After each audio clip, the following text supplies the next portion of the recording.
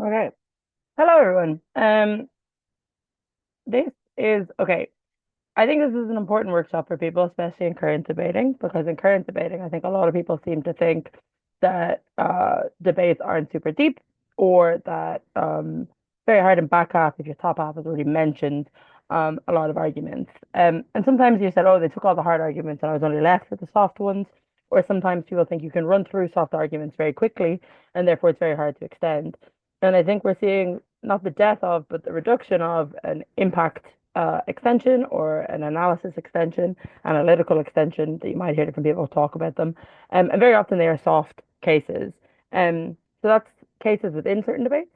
But then equally they are just soft motions. So whether that be narratives-based motions, feminist motions, minority motions, education motions, sometimes health motions as well. Often those sorts of debates will ask you to run what we consider soft arguments. I don't actually like the term soft arguments because I actually think they're some of the harder arguments to run and also some of the most impactful things in the real world. But in debating, they have become known as soft arguments because they are not economics or hard impacts like international relations or like key political outcomes. Um, so in this uh, workshop, what am I going to go through? Um, First of all, just some of the common struggles and things that people face. So I think a lot of the time when people are running soft arguments, people think their impact is obvious and that the problem is agreed upon. And this is sometimes where you'll see people get quite angry when the judge didn't understand what they were saying when they said this impacts women and therefore you should care, or this impacts insert whatever minority and therefore you should care. Because first of all, it's not always very obvious what impact you're referring to. And second of all, very rarely is a problem universally agreed on. Even within, say, the feminist movement, for example, different women will say different things are a problem. So some women will say safety is the key problem that women face today. Other people will say it's inequality. Other people will just say that it is whatever impacts humans are facing is the key thing that women are facing. And then at the moment, obviously, a big one is fertility and maternity rights. So I think first of all, I'll go through this workshop and show you how to make it super clear what you're talking about and try and make it as much as possible that the debate has to agree that your case is something they should agree with, and that the problem at the very least is something the debate or the benefit is something that the debate should agree on. Um, Second thing, and I want you to think about these struggles as we go through the workshop. How big is the group that you're speaking about? I think sometimes people like biggest mistake I've always made is I used to assume that if I said this impacts women, in my head, that's 50% of the population. This should be one of the biggest impacts in a debate. But obviously, if your judge isn't thinking along those lines, or fairly enough, if your judge is able to go, well, the other problems seem to impact both men and women and everyone in between, it makes your group seem a lot smaller than it might be. But even outside of women, I think sometimes when you run a minority extension or you call it a minority extension, it's very hard for the panel unless you explain to them to understand the size of your group and therefore place that group in the debate. So you should be characterizing the size of your group. And then the second element of that is how relevant is their issue to the debate, placing the importance of that. We'll be going through that within this workshop as well. And then what is the difference? So I think a biggest problem with these sorts of cases that I see when I'm judging, or even when I see people making them, is that they explain what the problem is, and then they just kind of say, and we fix that. Or if they're on off, they just go, this is a problem. Yes, emotion might hurt women or the poor or whatever on proposition. But I think on opposition of the debate, you equally need to say why you prefer being on op and it doesn't hurt those women or it doesn't hurt the poor or the LGBT movement. Because I think a lot of the times the problems we describe with these groups are probably going to be the same on either side of the debate. Unless it's newly created by the motion, the patriarchy probably still exists on both sides of the debate. Homophobia probably still exists on both sides of the debate. Capitalism and poverty, etc., still exists on both sides of the debate. Racism, insert whatever ism or problem that you can think of. So being super clear that the problem might have different solutions or be stronger or weaker on other sides of the debate is something that I think a lot of people struggle with. And then the last thing I'll say on this is what we call tipping point analysis. So I think one of the biggest problems with these sorts of cases that people run into, and why I think a lot of people struggle with them, is that they never actually establish a tipping point analysis. And what do I mean by that? I think people say people feel more or less X, right? So they say, we do this motion and people feel more oppressed or more empowered, depending on what side of the debate are on, that they're happier with the government or that they're more disengaged with the government. But I think the problem is that a lot of the time people say more and they don't explain what that means in the real world. Because if you spend 2, 3 minutes of your speech explaining that women feel marginalized, women are often left behind, people of color don't have the same opportunities, disabled people have barriers, and then you say, this motion creates a barrier, or this motion makes them feel further marginalized, or this motion adds to that. If you've already established that there is a problem, it seems unclear unless you make it very clear to the panel how much you're changing that problem. Or if you've established there is a problem, are you solving it sufficiently that it actually makes a meaningful difference to the debate? And I think this is where I want to talk through throughout this debate how you create that tipping point analysis, how you make it super clear to the judges that your side is the side of the debate that either solves the problem, mitigates the problem massively, or creates a benefit, or insert whatever you're trying to prove. And I think you don't necessarily have to be a tipping point. You can also show that it compounds the issue, that it makes it that the issue will last forever, or for longer than it needs to. So you could say status quo, women feel like they don't have maternity rights, but recently they did, and it's possibly fair to say that they would in the future. So let's not compound that problem. You could also say that it is illegitimate to make people feel more or less oppressed or more or less happy. So it doesn't necessarily have to be an impact that is measurable. You can just say that this is an illegitimate thing for a motion to do. Um, and you could say as well, people feeling more oppressed or more empowered, fine, it doesn't resolve the issue, fine, it doesn't impact the issue, but it does prevent another benefit happening, i.e., for instance, the example there would be if you make disabled people feel uh, uh, less supported by the government, or you can send a clear statement that the government doesn't support disabled people. It prevents disabled people feeling like they can go to the government in future and ask for more help, or prevents, or it makes it easier for those who want to advocate against disabled people to do so. So it creates a new problem or it prevents a new solution.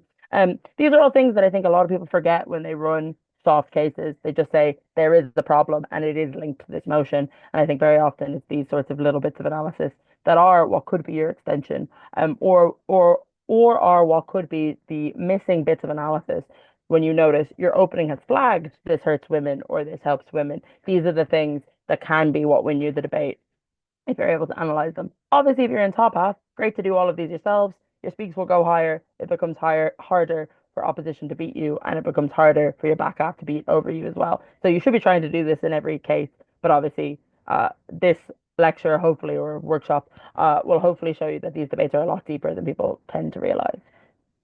Okay, characterization and language. To be clear, from the beginning of any of these sorts of debates or arguments, so obviously soft debates or just soft arguments, clarify what you mean by the groups that you're talking about. So as I said earlier in the problem, don't assume that the panel has the same opinion as you do on women, LGBT people, religious people, etc. I'm not going to list every group of minority or every group of marginalized people in everything I go through here, but give justifications for your stance. So to be clear again, it's BP debating. It doesn't actually have to be the stance that you do believe is, the most inherently true of those people, but it does have to be one that you can characterize and one that you can explain. So, you can say that, the average woman is a lot more conservative than people realize. The average woman often tends to like being looked after. We see in trends that women tend to vote, for more conservative policies. And this could be linked to the fact that, they think it's important that their family values are represented. You could do the inverse. You could say the average woman is quite liberal, and because she feels connected to a lot of the stances that the liberal movements have, because liberal movements for years are what have pushed for women's rights. And the only reason we don't see that reflected in voting is, various forms of education differences and representation differences and different rights around the world. but you just have to give justification for your stance, whatever it is. Um, and then I think at the end of your list of reasons, please clarify why they reach the impact you're hoping for and why they're connected to the motion. Because I've seen so many debates where people spend 2, 3 minutes explaining to me that most women are feminists or most women could find a place within the feminist movement. Most women want, the feminist movement to succeed.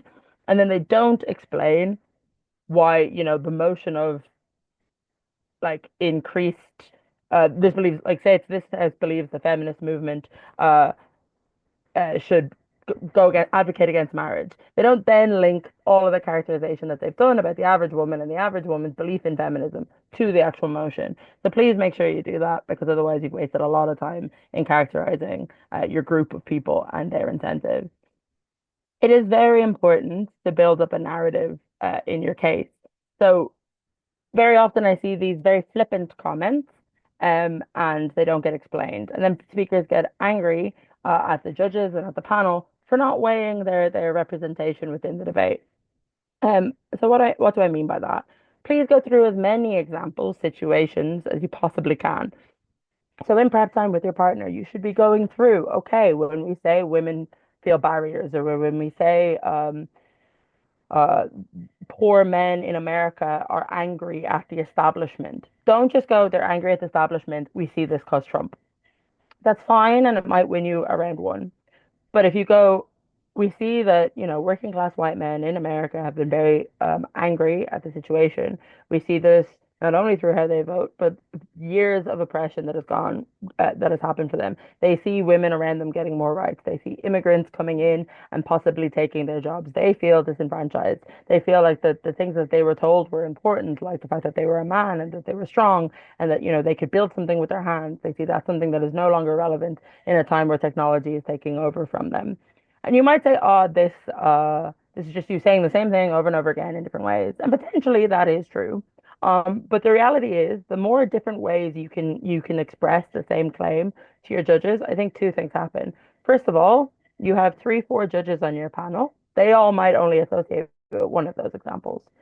But if you only gave one example, if they don't associate with it, you can get the term which a lot of judges say, which is you left it up to our intuitions, and our intuitions didn't feel that your case was realistic. So if when you're talking about people's feelings and people's experiences, you need to try and build up as much of a narrative as possible.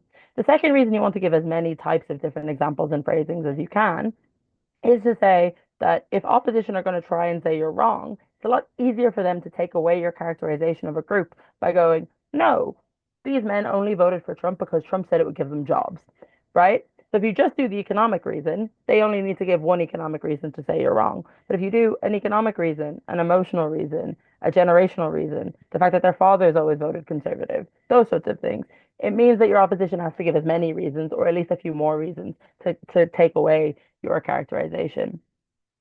Um, so that's different examples, different situations. This is genuinely where tone is important in debating. So whilst the BP scale doesn't say there is a separate mark for style or there's a separate mark for how witty or interesting a person is, tone can help massively with the impacting of a case. Not only just insofar as your judge's ability to track what you're saying. So I think it's a lot easier for a judge to track what you're saying when you give your list of things and then you pause, and this is where you say the important thing. And this is where it becomes a little bit more public speaking and not an essay competition. And what do I mean by that? If I just stand there and read a list of things at you and then move on to my next point, it becomes very hard as a judge for you to understand what I felt was important. And was I trying to convey an emotional impact? Because softer cases will often have emotional impact, or they'll want you to be outraged, or they'll want you to feel something, right? Because it's not like econ, you go econ good, econ bad. It's about, do I emotionally connect with the case this speaker is bringing? And that is where tone will be important. Thinking through what examples you think you can articulate well, what examples the judge might associate better with. Part of the game in debating, and you might have heard this in other workshops, is knowing your judge, knowing what they like or what they don't like. But equally, as I said earlier, you've got 4 people, 3 people. You should be trying to use as many different types of examples as possible. And then proper nouns. So in the same way in an IR debate or in an economics debate, you would try and use proper nouns to show legitimacy towards your arguments, to show that you know what you're talking about. So if you're talking about Russia, you would say things like Putin, you would say the Kremlin, you would talk about oligarchs, you would say Moscow, you would add in as many things as you possibly could to try and make it seem like you knew what you're talking about. Equally with these sorts of things, you should try and go through maybe examples that people have heard of before. So when you're talking about younger women, you could throw in, examples that women are quite diverse in their young activism. You can see Malala is very different to Greta Thunberg. You can see that Greta Thunberg is very different again to, I don't know if you think Taylor Swift or Billie Eilish or whoever are your female examples of young women that are like publicly advocating for feminism. So all of the tricks and tools that you would use in other debates, you should still be trying to use in softer debates. Um, Use both personal language and systematic examples. And what do I mean there? I don't mean well, you might laugh, anybody who watches this, I often do use myself as an example, but this is a do as I say, not as I do sort of situation. I don't mean you have to use your own life. I do mean you should use what feel like personal examples. So this is where you kind of go, as a woman, you might feel like this. As a man, you might feel like this. As a person of color, you might feel like this. So that's the types of arguments where you'll say, as a person of color who has faced oppression her entire life, when a white man makes a small negative comment at you, that comment hits you a lot harder because you have this weight of oppression on you from the life you have lived. So that is what I would call a personal example. Not personal to you, but it is an example of a person. The second thing I then would back that up with is systematic ones. So it's not enough to say, some people of color have those kind of personal feelings or those personal interactions. You should also back it up with a systematic one. Say, systematically, people of color have had policies that have prevented them having as much access, to education.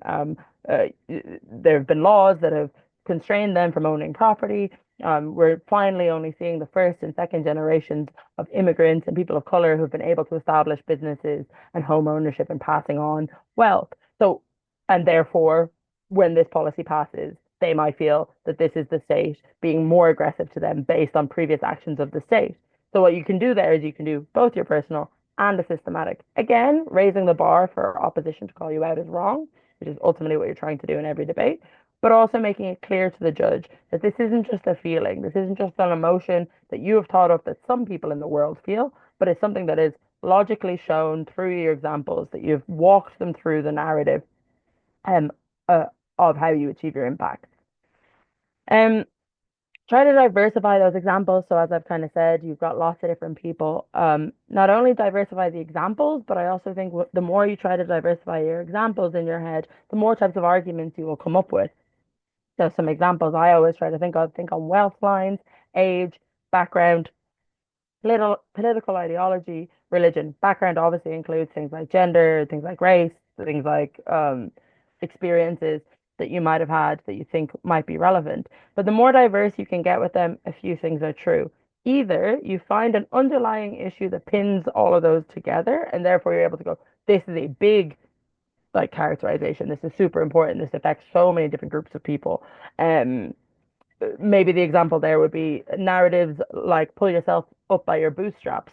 They impact, I think, all of these groups, right? Because they impact the poor and the wealthy very differently. Depending on what age you are, that might be a massive difference for you, especially nowadays. Younger people feel like that's impossible. Older people feel like a pride based on that they were able to.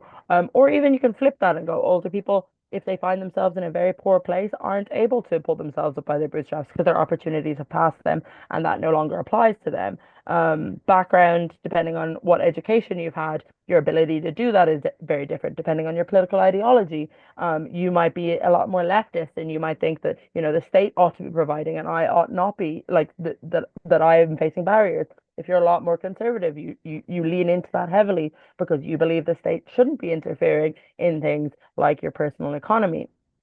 And if you're religious, depending on what religion that is, you might believe in, the good grace of hard work brings you closer to God. And in others, you might think charity work is the way to get you into heaven. So the more you think of different examples, I think it A shows you a clear underlying thing, a clear underlying narrative that can make your case. But secondly, it can just make your case a lot more nuanced to the judge. And this is where extensions become very important because it is obviously some amazing speakers will be able to, but it becomes very hard to do all of these things in 14 minutes perfectly in top half of the debate. Um, so if you can represent different groups in different ways within your point, that's great. It's showing universality of your characterization. My main point here is please don't simplify. There is a massive difference these very few words can make to how persuasive your argument sounds. The difference between saying many, often, regularly can massively make a difference to your case. One, in just terms of how it sounds, but two, from an equity perspective, just less offensive to people in the room who may have those characteristics, or just in general, we ought to try and not be universal in our claims. So this is the example there. So the bad version of it is women are emotional, right? Saying all women are emotional seems quite bad, seems not very nuanced, seems not very good, probably not going to be rated, probably going to be laughed out of the room. Versus many women struggle to hide their emotions due to the personal weight they have carried of oppression on their shoulders, plus the societal expectation of what an appropriate reaction is. So the logic there would keep flowing, and you would say, you know, if a woman is emotional, that could just be her genuine response to a scenario. The tears might not necessarily show that she's hysterical, but just society has been very dominated by men who have shown us that the logical way to react is to flow with logic, and that is better than to flow with emotion. So you can run those ideas, but you just need to try and characterize them and use more language to explain them to show that it is a clear point that ought to be weighted to you and not just an assertion. Soft cases often lose because people are assertive in the language and characterization that they use is the TLDR of that long slide slash rant that I have just given. Another example of characterization. Um,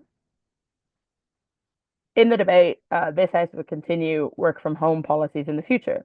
So opening opposition could have the line, this really helps mothers, and because women take on more of the responsibilities at home, mothers did well out of work from home policies because they could balance home life with their work life, and that because they no longer had to commute and they had more time in their day. And I've seen so many examples of this where back half kind of go, oh, that means that point is taken. Women is taken because that sentence has been said. But at the judging of that, it's it's a claim. It's a claim I can accept to be potentially true. I'm not sure how universal the claim is. I think an opposition speaker could equally stand up and say it didn't benefit mothers because of the responsibilities they had at home. They weren't able to work at their desk. They were distracted by the children that they had to look after, and thus they were not able to be productive, right? So you could either say, if we're looking at this from the perspective of um, how to be a back half if top half happens, or just how to run this argument better, what I would suggest is you say something along the lines of, for the first time in history, mothers were put in control of their schedule. They were better able to organize their diaries, find time for themselves, ensure the housework was done, and to ensure that their children were taken care of. When we no longer told women what they had to spend, sorry, that they had to spend an hour of their days commuting in and out of work, they were able to use that time to demonstrate their value to the companies without sacrificing time with their children. And then you add the context that we talked about earlier. So you would say something along the lines of, because on both sides of this house, the society will have always expected and still expects women to take on the household responsibilities, be that for religious reasons, be that for biological links to the child, or just because traditionally women have earned less and the family income was often the responsibility of the man. We've been taught to progress to prioritize that. In doing that, you have ran largely a very similar argument, but you have filled in a characterization that I think most judges would accept is more proven. I'm not saying that this is specifically the one uh, if this one sentence was said and then that one sentence was said, you definitely beat that one sentence. But what I am saying is when you start to create your cases where there is more words, more explanation, more examples, it A is likely to massively increase your speaks, but B is just a broader characterization that then allows you to think of more outcomes. Because equally, at the end of that long paragraph, I don't know if you're listening and you believe this or not, but my brain is throwing a lot of different things at me that I would have to prove within my large paragraph. Um, I've said something like they can demonstrate their values to companies, right? Then in my head, I'm going, that's probably the next point I'm going on to because now if I can show that women became more productive, it proves my characterization more. My characterization is then linked to my points. My points being that, women became more productive. If I'm now saying women are more productive, what does that do? It allows me to say that they've become they were able to become more financially independent. Why would women being more financially independent be good?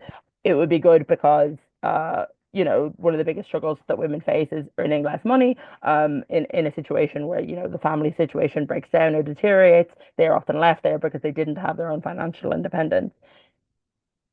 This is important insofar as your characterization can A, lead you to more points, which is great for case generation. But secondly, if you have a case, it is important that your characterization is linked to your case. So you could do this in reverse equally. You could say, okay, at the end of prep time, or like 10 minutes into prep time, you're like, we would like to run financial independence for marginalized groups, and we would like to run, you know, autonomy over one schedule. Okay, cool. There are 2 points. But characterization and framing helps us impact that massively and helps it seem real to the judges. Okay, women, people of color, disabled people.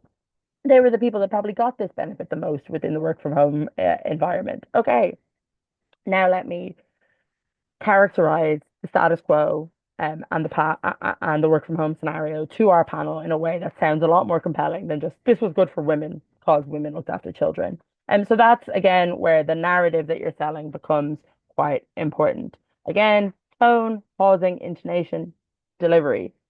The speaker skill talks about compelling argument. It talks about it taking a lot to defeat it, that good responses are required, that great responses are required. They're all very nebulous terms. And ultimately, the first sentence does not sound like a great response. At best, it could be a good response. Some judges might think it is a weak response. So the more you can build up your language and your characterization, the better your speaks will be, but equally the harder it will be for a panel to take a point away from you or a team to take a point away from you. How to win on narratives. I hear constantly people get confused by narrative debates as a whole. So like the type of this house regrets the narrative, this house opposes the narrative, supports the narrative, but even more by narrative driven arguments. Um, you need to be specific on your narratives, and I think this is why people struggle because narratives don't exist in a vacuum. So for instance, the narrative of like pulling yourself up by your bootstraps again. And that narrative doesn't exist in a vacuum. That narrative isn't the only thing that has led to people working or led to people, believing in capitalism, but it is something that was created at a time by political parties to encourage the working class to buy into that system, right? So you try and isolate it down as much as possible to what that narrative actually did and does and continues to do for people. Um, the working pulling yourself up by your bootstraps. So I think, as I said, originally it was to get working class people to buy in. It still achieves that with some groups of people.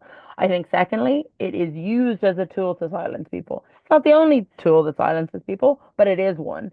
So as long as you can be super clear on what you think stems exclusively from the narrative or is a large impact from the narrative that might exist in other narratives as well, but is still a big enough one that it's important to discuss.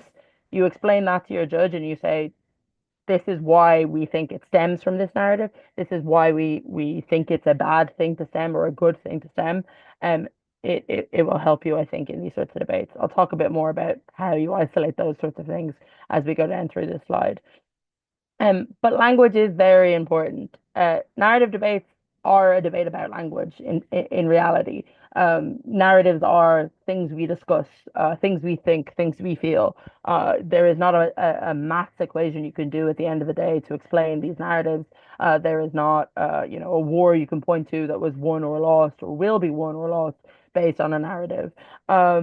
So the debate, as the manual says, but also as these logical arguments would say, you need to think about the realistic way in which the narrative plays out. And I'm going to skip on to the thing that's at the bottom of this slide now because I think it helps, which is it is a narrative debate. You as a speaker have to walk your panel and the debate through that narrative. You have to narrate it.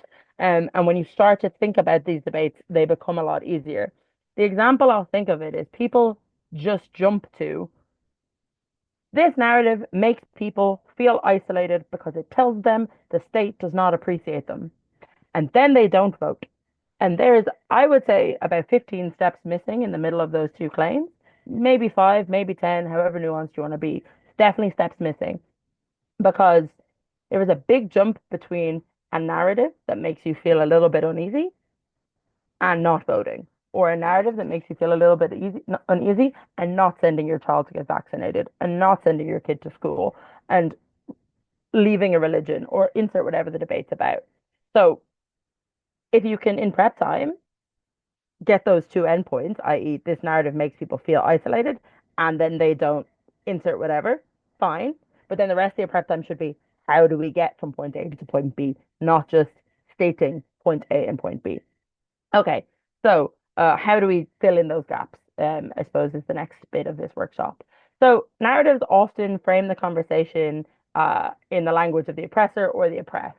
And what does that mean? So often narratives are either something that are intended to bind people together or to separate people and be divisive, right? Again, human language either is positive or negative or unites it. There are some that are quite nuanced narratives, but often they won't be the debates that we're going to have because often the debates kind of like a prop and an op to exist. If people can find examples where I'm wrong on that, very interested to look at them. But often it is you should kind of see the pros and cons in your head when you look at the narrative.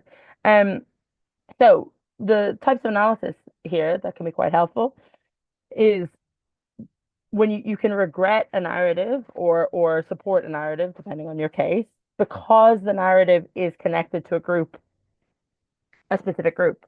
Again,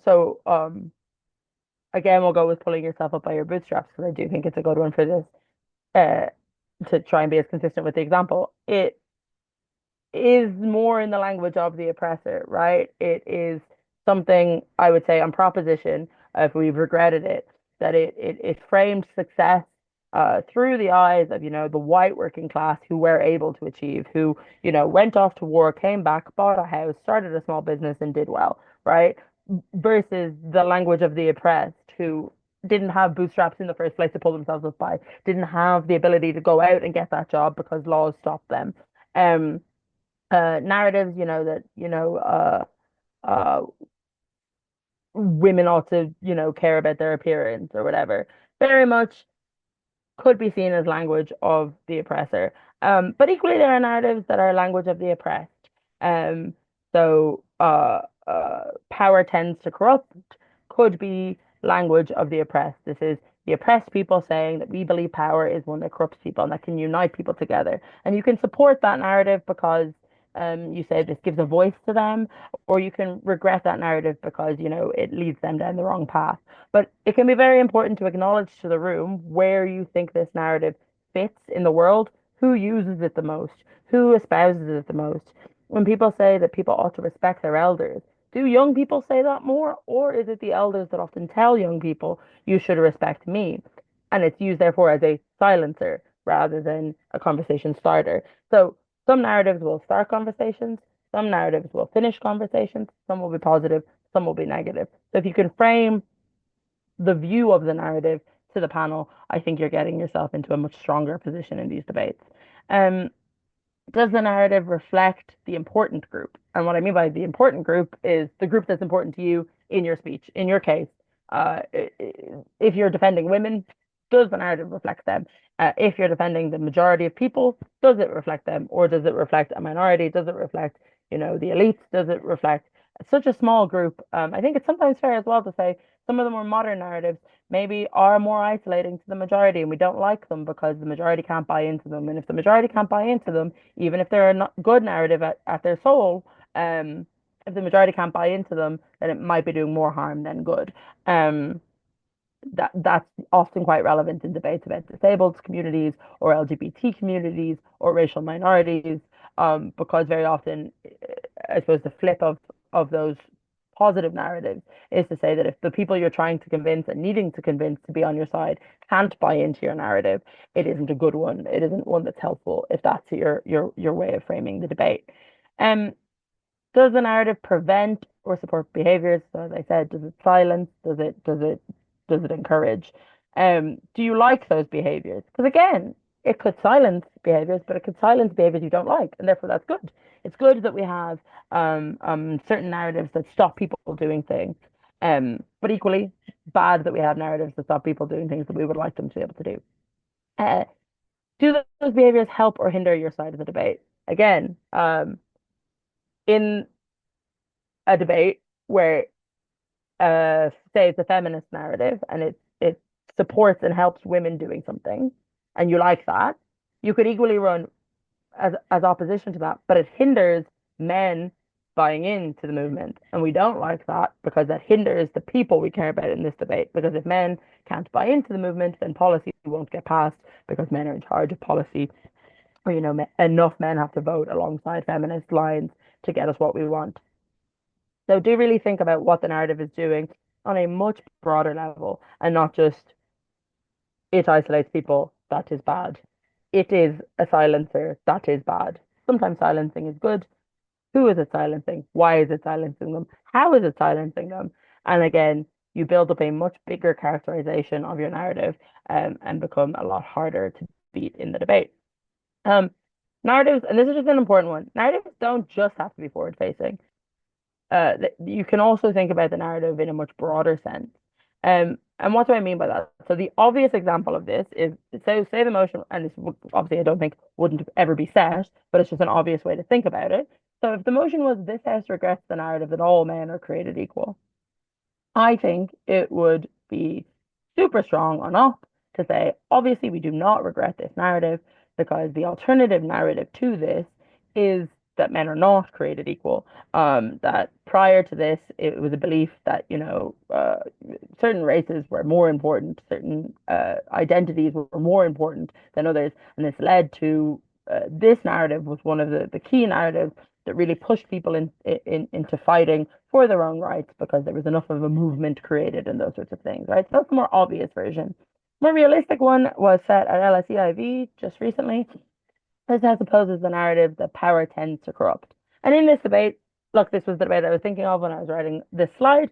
So as I said, some people jumped very big in this debate. They would say things like, um, on prop, you say things like, uh, when working class people or when minorities or marginalized people buy into this narrative, then they feel like power is corrupt, it can never be fixed, and therefore they don't vote, they don't engage, they don't do things, missing a lot of the steps along the way in the weaker versions of the argument. On opposition in this debate, and this is where the past facing thing I think is important, and it's important to know on prop if off can do this or vice versa. A case that can definitely be run in this debate is this narrative and narratives very similar to this were key in people and are still key in people standing up for their rights. If women didn't buy into this idea that power corrupts, it would be a lot harder to continue fighting the patriarchy. If people of color didn't realize that, the white supremacy within government was a corrupt one, was an illegitimate one, was one where the people in power were not looking out for their rights, it becomes harder to get those rights. When revolutions happened, uh, even not based on gender or race, on class, it was to say that the elites are corrupt, they're using our money wrong, they're using our work wrong, they're using our labor wrong, and that is corrupt. The power is corrupt and it is tending to corrupt. Um, on proposition, if you know that's coming, it becomes quite important to know that. And you could say things like, it could be that this narrative slows down progress. It slows down progress because it would be a lot easier for movements to fight power by saying, let's share it, let's engage in it together, and let's not view power inherently as corrupt. And then that puts a higher burden on opposition to show the power is inherently corrupt or is often very corrupt. Um, But that's why I think it's very important to think of the realistic version of this in the world, not just from now onwards, but how has it sat in the world? What has it achieved? What hasn't it achieved? And why is that good or bad? How do people internalize narratives? Because again, a lot of these debates, people will stand up and go, uh, this narrative exists.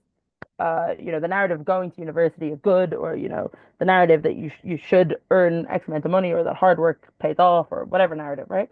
And then people say, oh, people internalize this, and they internalize this well, or they internalize this poorly, and that leads to good outcome, or that leads to bad outcome. And again, they skip a lot of steps.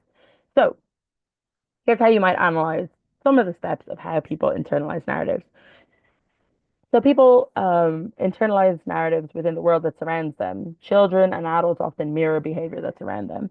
So as a young girl, you see your mother acting in a certain way, and you see your father acting in a certain way, and you see that small things like she would cook all the food, but he would carry in the shopping, or he would be the person to do the heavy lifting, but she would be the one to comfort you when you cried, or to sit with you when you were sick. From an young age, you as a young girl internalized women do feelings and nurturing, and men do strong and financial things. And then you can extend that beyond children, and you can say, as adults, or as teens and as older children, you see your friends and you see how they're acting, and you see that all of them have come from their households where they've internalized how their family dynamics work, and this is how we perpetuate cycles of behavior. So the cycles of behavior are continued because you keep seeing your friends acting in a similar way to you, and you don't want to be odd, you don't want to stick out. Your mother acting and you think that's normal. You see your friends acting similarly to their mothers, and therefore you continue to think that's normal. So people internalize these narratives because narratives are just messages that we have consumed. Um, and then we have tried to verbalize them back to ourselves. So I don't think anybody ever sat down and wrote down a list and said, okay, what narratives are we going to apply to the women folk? We're going to say that they should be nurturing, and they should clean, and they should cook, right? It is, they were expected to, they were told to, they did it, and then narratives were formed that women cook and clean, right? Um, that's a very basic one. But if you think about it, no one sits down to write a narrative, unless you're going to talk about governments perpetuating narratives, but we'll go through that in a second. But the more basic versions of narratives, it is just the world around you. The next one is what I was saying there, through the media and through traditions. Um, it is something that is with you all the time and supports you. So media and traditions that we consume, when I say media, I don't mean the news. I mean like films, books, music, etc. Very often that is how you form parts of your identity, either because it's just things you've liked and they become your interests, or because you watch them all the time and that just becomes your normal in the same way you watch your parents. That becomes, without you realizing, subliminally, you progress processed in your head what love looked like the first time you saw a princess being collected by a prince in a Disney film, or when you went to a wedding and you saw a woman in a white dress and she was smiling and her husband kissed her, and you went, "That's what love is. That's what marriage should look like." Um, and then I think in the debating perspective, you can explain that. You can throw out a few of those examples. So in particular, say it's condemning the narratives.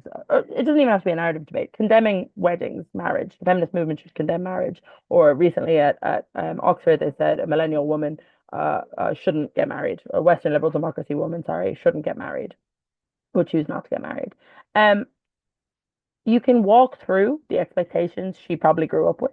So she probably grew up watching Disney films. She probably grew up, picturing her wedding day, and build that picture in the mind using your tone and all the things we talked about before to give a realistic idea of why she would have the certain opinions she might have.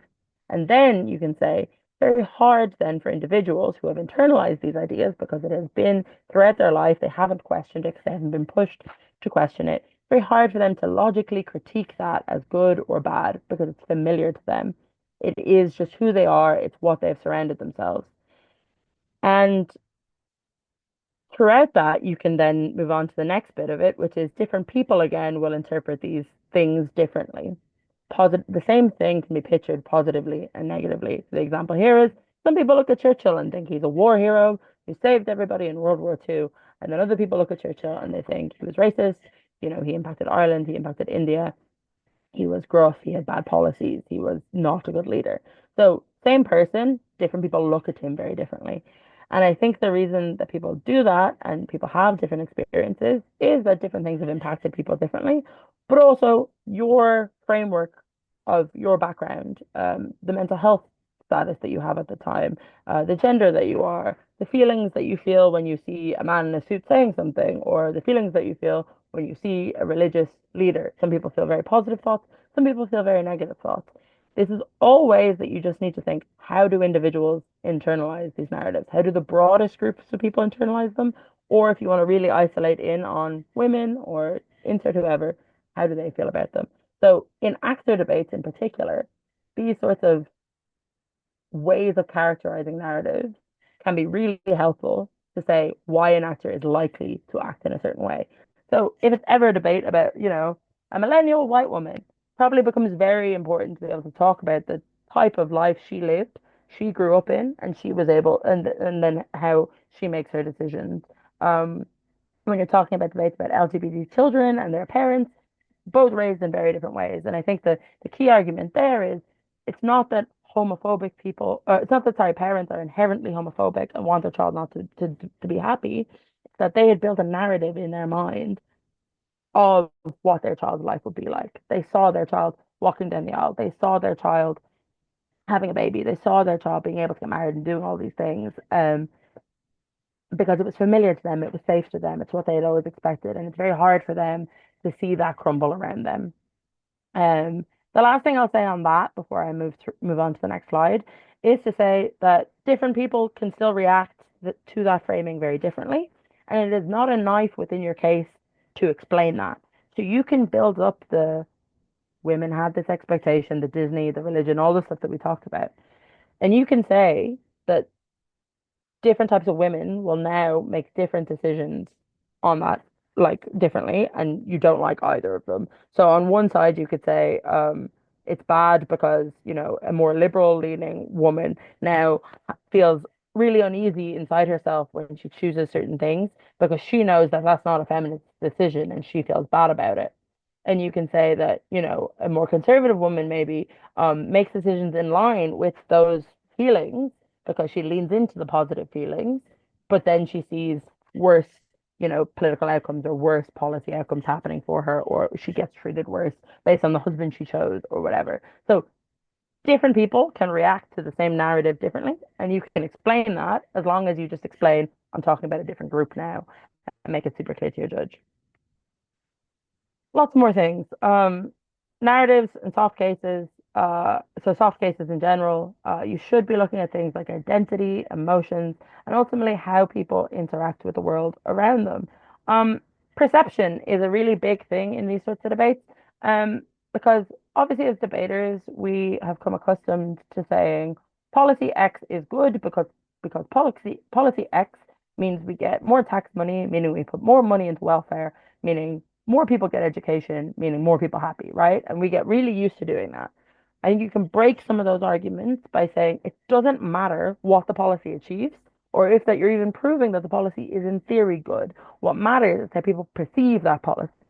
People perceive that £10 extra a month taken out of their paycheck as being stolen from. They don't realize that they too are going to benefit from it, or they don't realize that they have already historically benefited from things like health and education, and thus they ought to now give it back.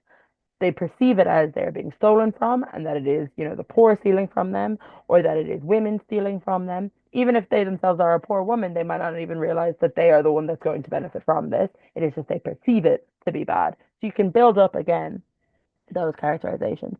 You can build it up that, the wealthiest have been brought up to believe that they are successful, that they are strong, that they earn a lot of their money, and that they're doing it because they're smart, right? A lot of the wealthiest men in the world don't acknowledge the luck that they had. They think they worked, like they did work really hard for it, but they also think it's exclusively because of their hard work and not because of various race, policy, gender, the fact that their father was very wealthy, etc.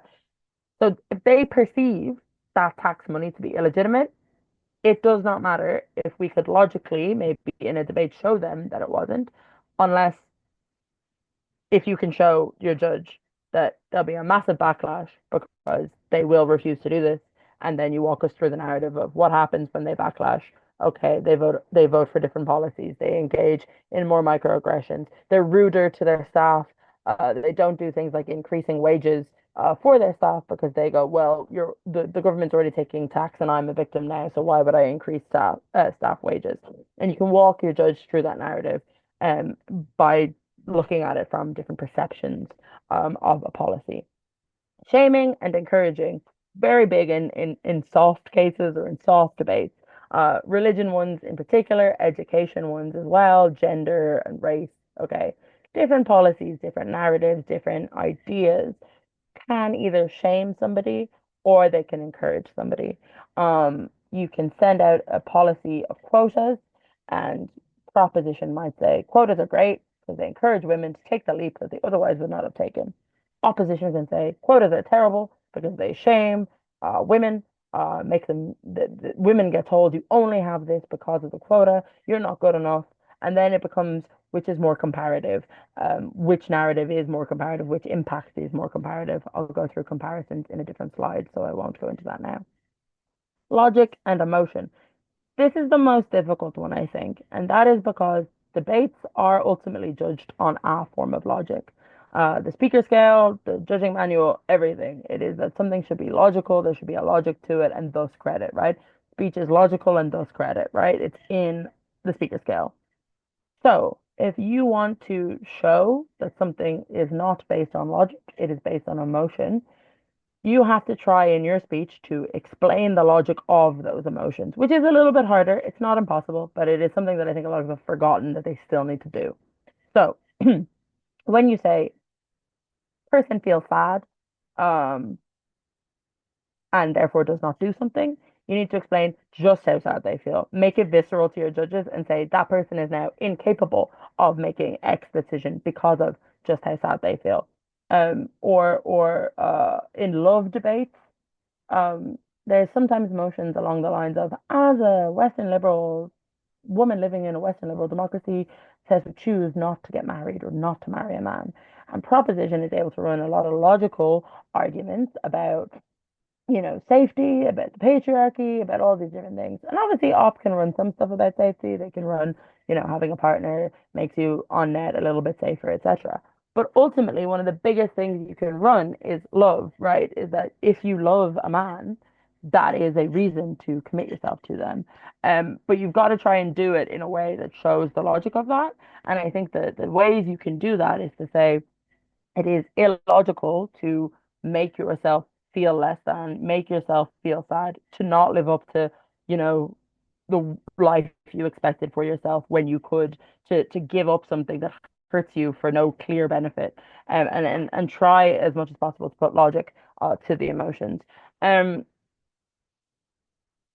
Talk about a movement versus an individual. Again, if you're talking about a feminist movement, the LGBT movement, the disability rights movement, the race rights movement, like BLM, all of these different things, they are going to have very different sets of incentives to individuals that might still be within that movement, but that individual will have more incentives, will have more emotions. Their identity will be more complex than just are they a woman, are they a feminist? They also, might just like tax, etc. Individuals have more complex identities than movements do, and movements have to try and amalgamate those. So please do think about these things. I could probably give an hour lecture on each one of these slides, but they're just things that you should be thinking about when coming with these arguments. Incentives, priorities, and reactions. Think about IR debates. If you were to debate Russia or China or the most speakers stand up who struggle with soft cases love these sorts of debates. They go, the incentives of the European Union are this. Their priorities are, economic prosperity, unions, and avoiding another Brexit. Um, the reaction the EU members will have to this policy or da, da, da, da, they are now not incentivized to work together because this has created backlash, right? People can do it for IR debates. You can do that for people too. People also have incentives, priorities, and reactions, but you need to analyze them. So in the same way, you don't just jump into woman internalizes bad feeling, feels sad, therefore doesn't vote. You go, this skews female incentives in this way, this way, and this way. This is bad because her priorities would have been, the economy, her children, etc. But now this reaction has meant that she doesn't prioritize those things, that she's just very angry about her rights being taken away from her, or vice versa. But do still think about all people with their incentives, priorities, and reactions. Um, some things to look at. So empathy, sympathy, empathy fatigue, voter fatigue. These are all things you can case file. Why do humans feel empathy? We are biologically predetermined and made to do that. Um, we are made to look after cute little things that has been put into our DNA. That's why babies have big eyes. That's why babies look like their fathers, so that the father accepts them. It's all very animalistic, very from us being mammals and from evolution. We have empathy for people that look like us, sympathy for people that we can understand. You can flip all these things to negatives. We don't understand things we don't understand and that we have not been exposed to. So that's all talking about like if it's a debate about um educating people on certain issues, or if it's a debate about integrating, forced integration, national service, army service, those sorts of things. You create empathy and sympathy for people when you understand them, when you see their struggles, when you engage with them, or you flip that and you go, you force a lot of people that don't understand each other to be in a room together, and that's going to be bad, right? So just think along these lines. Empathy fatigue and voter fatigue, all very similar. It's the argument, which is to say that when you've seen something enough times, you get used to it. So judges, doctors, teachers, etc., and voters, they have seen the same thing happen over and over again. We see more children dying in wars, we get used to it because our brain cannot continue to process it. So it just shuts off. It seems normal because it's less visceral. Every time it happens, it is less visceral. Um, these are all things you can build up in these sorts of debates. These are all things I could probably talk about for an hour, but these are things you can look in, you can Google these terms. Um, does the narrative bring different emotions and actions out of different people? This is to say that all of the stuff we've talked about, whether it be women, whether it be whoever, you could go through the same 4 minutes of analysis of why my upbringing has led me to feel this way and all of these different things, but the outcome at the end could be different. So, being a woman who, sees Trump's policies could make me take to the streets and riot, but equally, I could go, it's just too difficult to process that someone hates me that much or that someone has that much of a feeling against me. So the easiest thing for me to do emotionally is to shut that bit of my brain off, to just accept what the world is and to live a day-to-day life. And both of those cases can work out of the same characterization. You can do an even if, you can do both, you can pick one, but just do again, we go back to the very first thing I said. Please don't assume that your understanding is going to be the same as everyone else's in the debate or in the room. You have to explain what that means. In particular in religion debates, it's becoming more vogue again, because people have forgotten.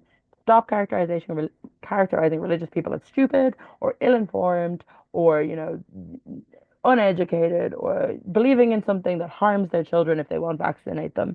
There is a logic that those people follow. There's a narrative that those people follow, an experience and emotions that those people have had that have led them to those actions.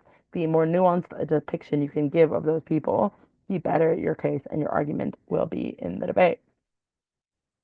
Duty, legitimacy, and other ideas. If you can establish a duty and show that the motion fulfills or harms it, that is often quite hard to beat. I think duty arguments have fallen out of vogue a little bit in debating recently. Um, I don't really know why. I think they used to be quite good. Maybe it's just people got used to them winning and then therefore people knew how to beat them. I don't know. Um, but I think they're quite important in these sorts of debates. You can say the state has a duty to protect individuals. Why? You can go through things like the state power principle, again, very Googleable. You can just go through things like the state is meant to work for you. The state is just an aggregation of individuals and their wants and needs and just ought to represent them, even if you don't do power principle. Just is an aggregation of what we want and therefore should fulfill what we want. Teachers have a duty to teach their children, the children that are under them. Doctors have a duty to care for the weak. Parents have a duty to raise their child to the best of their ability. You still need to put some work into saying why you believe that duty exists.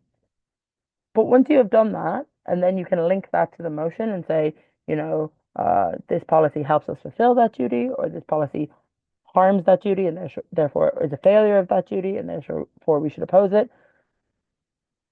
To beat you, a team has to establish either that the duty doesn't exist or that this does not fail or reach that duty. If they have not thought of that duty in prep time, that can be quite hard to do on their feet. So that's why I think it is a good debate to do. And even if they have thought about it, you're wasting some time in their speeches that they would have to otherwise use that they would otherwise use to outweigh you or just rebut you generally. Um, so there's different types of harms. So try not to actively harm somebody. So duty to protect, don't harm them, but just the duty to not harm. And I think this is one that in soft debates is overlooked quite a lot. We think about doing like you are failing somebody if you harm them, but I also think it's important to be like, even if everyone else is hurting women, the feminist movement has a duty to not do harm to women, insofar as they specifically took on that duty. They said that we we are the people who are protecting women. So even if those women are hurt on both sides of the debate, the feminist movement shouldn't be doing it. In like US debates, even if North Koreans are harmed on both sides of the debate because North Korea lives within a dictatorship, the West shouldn't be doing things that harm individuals within North Korea because we don't believe in the idea of harming those lives. So if we're going to condemn the North Korean administration, we ought to not do it ourselves. We have a duty not to do it and to be principally consistent with what we say. Um, Again, some weighing that people don't seem to realize, minorities and marginalized people are actually the majority. If you add up, all women, all POCs, all religious people, all working class white men, etc., all together, that is the majority of the population. The elites are a minority. The issue comes when those marginalized people have incentives that go against each other, or when, we are educated or narratives tell us that we ought to fight against each other. So that's why it's often very beneficial for there to be narratives that pit women against each other, that pit working class white people against immigrants, because those narratives reinforce the minority, i.e. the top 1% or whatever, the elites, whatever way you want to phrase it, reinforces their power. So just again, when you're running minority arguments or marginalized people arguments, remember you can remind your judge just how big your minority is, or your marginalized group is. Um, Consent is not real, is an argument I really enjoy running. I think, you can very, not easily, but that you can develop a case that explains that if all decisions are interpreted based on what people around you have told you, the education you've received, the options that are available to you. There is very few decisions you can make in life that you can knowingly fully consent into, because you can't fully understand the decision you're making. You weren't fully informed because you've been informed by other people. It's not your information, it's other people's information.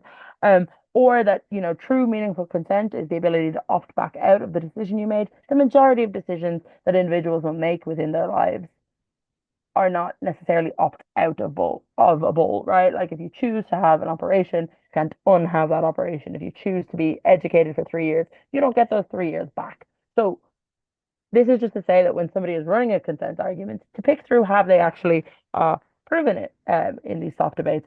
I think sometimes people get a nice take when they go, "This is consent." And we like consent because obviously we like consent in debating, but we need to actually think, have they proven their argument? And that's what I'm saying. What does consent actually mean in this debate? Is it actually doing anything in this debate? If it is, great, rebut it. If it isn't, maybe it's not the debate to run consent in. Um, what is to self-actualize? What is agency? Why do I care? Please explain to your judges what you actually mean by self-actualize. Do you think that this leads to more people being able to have job opportunities and, social mobility and all of these different things? Or is it just that you think it makes people happy? What is agency? Okay, obviously at its basic, it's an ability to make decisions. Why do we care? By this logic, does an animal have agency because, they make the decision what corner to walk to in their pen or what food that they do or don't eat? So these words in and of themselves do not mean anything. You need to explain them. You need to go through all the steps that we've talked about earlier, insofar as characterizing what you mean and what it looks like in the real world. As I said earlier, the state is meant to represent you. If the state is failing you, it is fine to run an argument to say the state is failing this group of people. It ought not to, because the state, like, the state doesn't control you, we control the state, is the way I would frame those sorts of things. Um, and then the last thing I would say on the self-actualize and the agency stuff is if our systems have been created in a way that require inequality or require us to support policies that, harm people, we should in these debates support policies that at the very least allow people to feel good within that oppression. So you can flip agency and self-actualizing to say, yep, everybody's still oppressed, but this policy gives them the most agency within that oppression, or the most ability to self-actualize within that oppression. I think again, a lot of people do zero sum. Do you have agency? Do you not have agency? Do you self-actualize? Do you not self-actualize? There are gray areas. The best debates happen within them. Impact your impact, scale your impact, um, at its worst and at its best. So this comes back to what I was saying earlier when people just jump to the conclusion at the end. Um, the impact might be soft, but if you can show how pervasive it is, it becomes a lot bigger in the debate. So this is how I would do it. So it'd be like at its worst, it means women could be physically hurt. Bigger impact possibly happens less often in softer debates or in narrative debates, right? In the middle, it means microaggressions and toxic behavior towards women. That probably happens fairly regularly. Still something we notice, still something we see as a bad outcome. And then at its best, like I'm doing air quotes, it still feels like girls can't or shouldn't speak up in class. So the last one is an impact we can't see, we can't necessarily track, but it's still pervasive. Then you can link those three together and say, fine, we get a little bit of the top one, we get a lot of the middle one, and the bottom one happens to everybody. You have given three impacts within your one impact, and you have shown that it is a pervasive harm, that it might impact everybody in different ways, but it does impact everybody. And then the flip of that, that you do positive ones, at its worst, it means women being aware of the world around them. So not super big impact, but still nice that women know a little bit more about the world around them. In the middle, they engage more and they demand more from power structures. Okay, it's still not full impact, but they're fighting for what they want. They're engaging more. They're demanding more. They might get more, and then at its best, we get that change in policy. So again, you're not just jumping to feel a certain way, change in policy, or feel a certain way, don't get policy. You're walking us through the different scales of impact. Um, Impacting the impact. So I call this finishing off the punch. So in the same way, boxer puts in all the work and then doesn't actually follow through, or in tennis, following through on your shot. Debaters put too much work into setting up the play and don't actually take the benefits or harms of what they're doing. And what I mean by that is in an economics debate, you shouldn't at the very least go, and this leads to more FDI and then just stop, right? Because you would explain in those debates, hopefully, that more FDI is good because it creates more jobs. It means that you get extra skills. It means you create a middle class. It means it's more stability because the economy is more settled, and then there's more economic settlement. That's when you can get more democracy. You try and impact as many things as you can from your impact of more FDI. You should be doing that with people too. What is the importance of people feeling listened to by the state, by the police, by their teachers, by men, by religion? Uh, it's how they interact within their own world.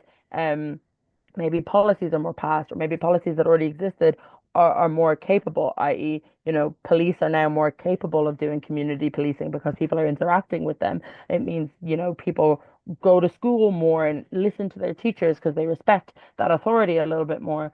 Um, why are policies and narratives, why are they good or bad? Do they lead to things like schools, hospitals, money? Do they lead to safety, equality, legitimacy? They can lead to whatever you want them to lead to, but please impact the impact. And that's what I mean. So if your main impact is people listen to power structures more, what does that mean? What does that actually do for people? This is important for two reasons. Again, as I said at the beginning, allowing your judge to actually give you higher speaks, to give your argument a lot more weight. But it becomes harder for an opposition to weigh against you when they don't just have to weigh against engaging with the state, when they have to engage in weigh against sending your kids to school, getting higher education, feeling safer in your communities because you respect the police more. They are harder to rebut because you have built up the reality of this world as a much more positive one. Weighing. Again, people forget to do this. Size of your group and size of your impact. So, big group, big impact. Obviously, that's the best. That's what we want. Very rarely is that true. So often it'd be big group, smaller impact, but it happens to everybody. Small group, big impact. This only impacts, a certain marginalized group, disabled people, for instance, but big impact for them because they get to feel they get the money that they need, or they get the respect that they need, or they get the help that they need. Importance of group. Are they important because they're vulnerable? Have we failed them? Have we forgotten about them? Have they never had this opportunity before? Are they really powerful? Do we want these people to be happy? Because when powerful people are happy, they give us what we want. They engage with us. Do we want these powerful people to be hurt because they need to be taken down a peg? Um, are they next in line for a benefit?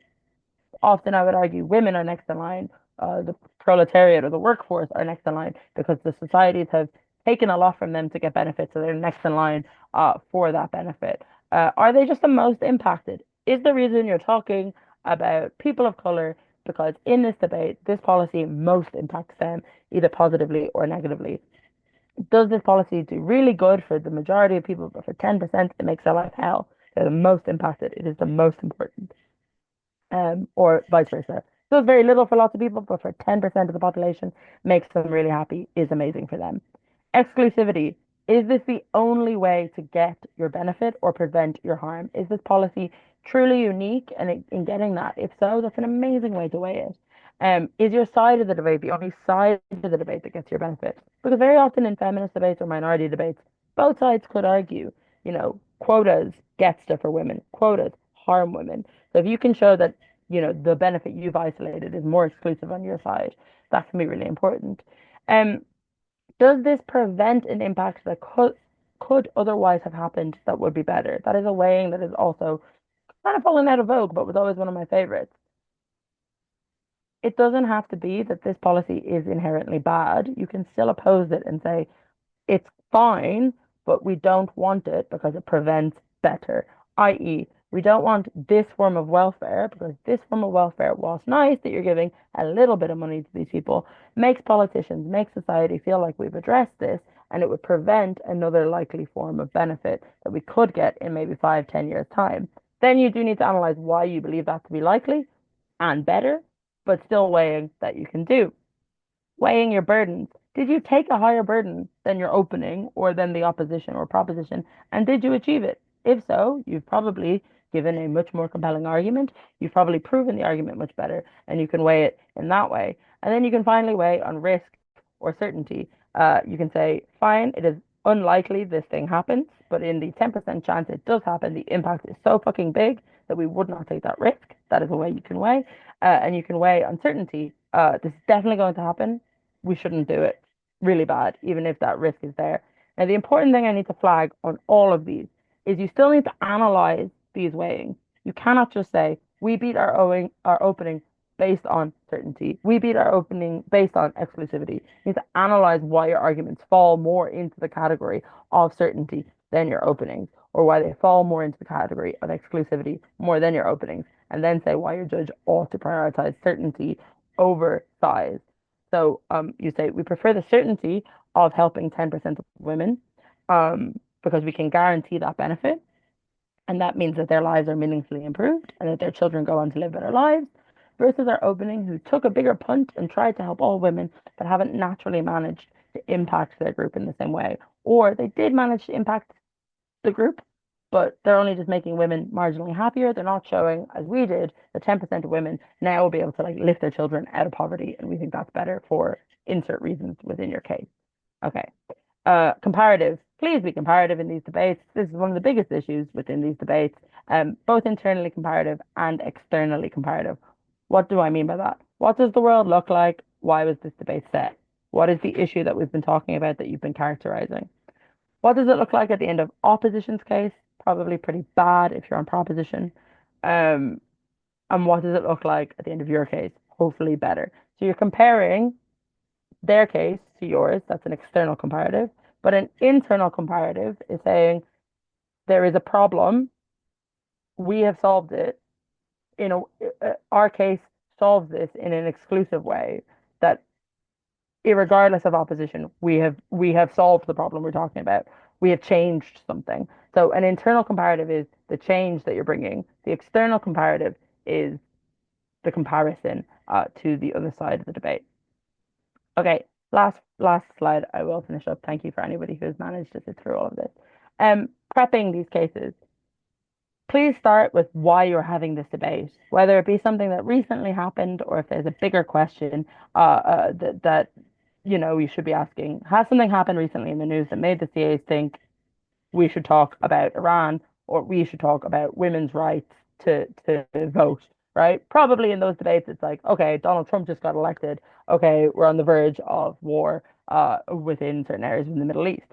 But if it's just generally bigger, like the power debate that we talked about earlier, okay, what is the bigger issue that we're looking at and why should we be thinking about these groups? What does the issue intersect with? Again, everything I have shown you throughout this workshop hopefully shows you that a lot of these narratives and cases intersect with multiple different groups, multiple different impacts, multiple different timelines, socioeconomic groups. What are all the intersections that you're dealing with? And how do these different groups work within the debate? So I used to just literally have a list, which is like women, men, poor people of color, like disabled people, and I would just go, are these relevant to this debate? If you're a younger debater, I think that is a good thing to start doing. Macro versus micro, is what I talked about earlier. How does this help a person individually? How does this help society at large? If your opening does macro, you can do micro. Figure those things out within prep time. They're often the best ways to find extensions. Different powers and how they interplay. So political powers, social powers, economic powers, identities, emotions, all of the things we talk about. Please do be talking about these in your prep time. Discuss your examples and characterizations in prep time. Too often people go, yeah, I have the point. I'll think of max. And then you run out of time and you don't. And that's when, as a judge, it's heartbreaking because you see the person and you know in the back of their head they probably could explain to you why women are oppressed because they're probably a woman and they know, but they've run out of time. They haven't written it down. They get lost in their speech and they don't remember to say it. Or even at the strongest end of the speaker scale, they still haven't fully thought through what they meant and they miss a key component. They miss a key component of characterization and they do what I said earlier. They start with problem, they end with solution. They don't bring you through the narrative. What are your burdens? About 10 minutes into debate, and this is more of a prep time thing, but it's very important in soft cases as well. If you're running this will solve a problem, don't build a problem up to be so big that it is unsolvable. Like, don't build up the patriarchy to be an impenetrable wall if you're then going to say you solve the patriarchy. Note, you probably should never be solving the patriarchy in any of these debates. If we could do it in 14 minutes, we probably wouldn't still be living in one. But don't build up your problem so big to then have a really simple solution, because that is unlikely to work. So if it's a super big problem, you're probably never solving it. Your burden is to then say we alleviate it or we don't make it worse, right? Figure out what your burden is. Um, will you make it comparatively better? Or should you be trying to say, I think we can actually solve one of these problems. Okay, cool. Let's not characterize it as so unbelievably big. Let's talk about how it's a problem that people just are ill-informed. So if you're going to say you're going to solve certain forms of homophobia, which probably is doable, certain forms, not the existence of, you can say, well, it's just miscommunication, it's misunderstanding, it's that we're not aware. Build up the problem as being something solvable if you're then going to attempt to solve it. How to improve? Video essays, charities about the issue. If you look up any issue, any minority, any relevant stakeholder group, there will be charities for it. You go to their pages, they will have what do we do, what do we solve, what services do we have. Really, really good ways to learn about different forms of issues.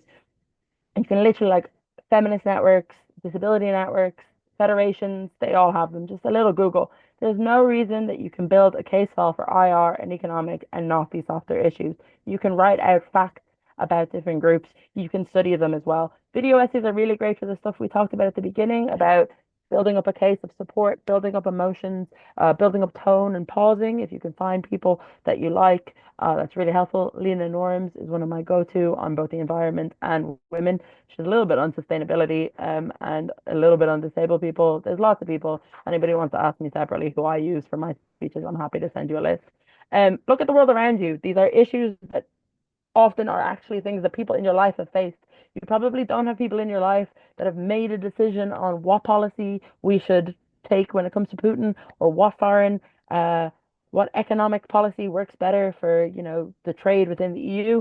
Like, but you probably do have somebody that has felt isolated or felt different, or you have. These are probably conversations and struggles you have had with your friends. So think about them, but think about them critically and analytically in terms of debating, and don't just make assumptions like we do as humans. Listen to your judges. People listen to judges when it comes to economic analysis and IR analysis. For some reason, a lot of us, I think it's because they are more personal. We just kind of go, oh, he doesn't get it. He doesn't understand women, or like she doesn't get it. She's old, or insert whatever reason. Ask them what was missing. It's probably one of these. Was it your context? Was it your characterization? Was it your impacting? Were you not comparative? Did you not provide additional weighing? Those are also the steps that we have talked through in this debate. Lastly, practice. You can give the dullest speech on the economy and get an 85 because you've ticked all the boxes. It is unlikely that in a soft case, if you do not sound interesting, compelling, emotional, that you will get beyond, the median of speaks. Um, but equally, they are harder to give. There is a skill to being able to flow through all these steps because I said they do require more steps than, this policy good for economy because this policy equals tax, right? It is a different form of logic. So if you're not used to it, practice it. Do it in a mirror, record yourself and listen to it back. You'll start to see the gaps. I watched debates of myself 2, 3 years ago and I see the gaps.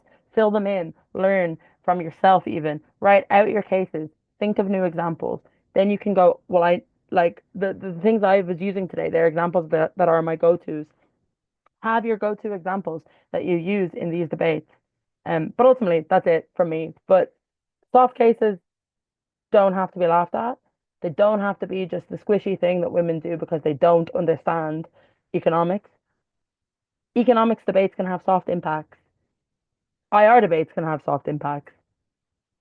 Have the confidence to make the case in the same way you would an economic case or an IR case. It has made people the best speakers in Europe. It has made people win competitions. Sure, there are going to be some cases where you need to know a little bit about the economy and a little bit about IR, but these are easier to learn and harder to do. And if you can master them, I think you become a better debater as a whole. Um, I've talked to you all for a very long time, so I totally understand that you probably want to leave. But thank you for listening to me.